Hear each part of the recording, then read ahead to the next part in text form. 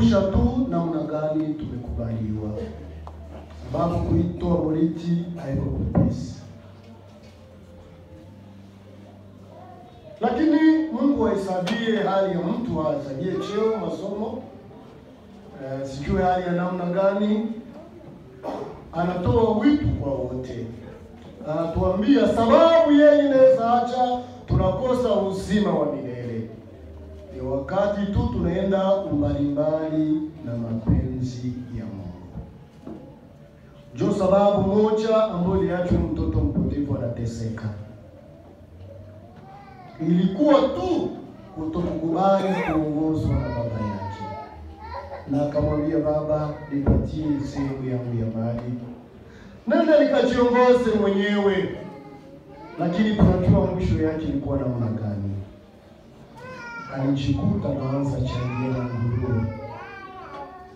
Alipopata neema kubwa ya kukumbuka ya kwamba katika nyumba ya baba yake, mdogo wa nyumba ya baba yake anaishi vizuri kuliko yeye, ipale alisema, ni heri nirudi kwa baba yangu.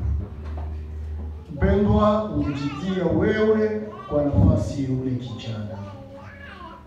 Jione kwa muda kama mtoto mpotevu, na uwe na muda kufikiri juu ya kurudia kwa Bwana wako. Yeye umekosea Mungu, ambia baba unisamehe. Kubali kurudi katika zizi, rudia kwa Bwana wako. Iko na kutazama mwamini wa Birere, anakuona Birere. Je, unakumbuka namna gani ulitoa mwana wako sababu ya ukombozi wako? Lakini mara ngapi umebaki katika upotevu? Bwana anakualika tena, shikamati kama vile mtoto mpotevu, urudie kwa Bwana wako. Iko tayari.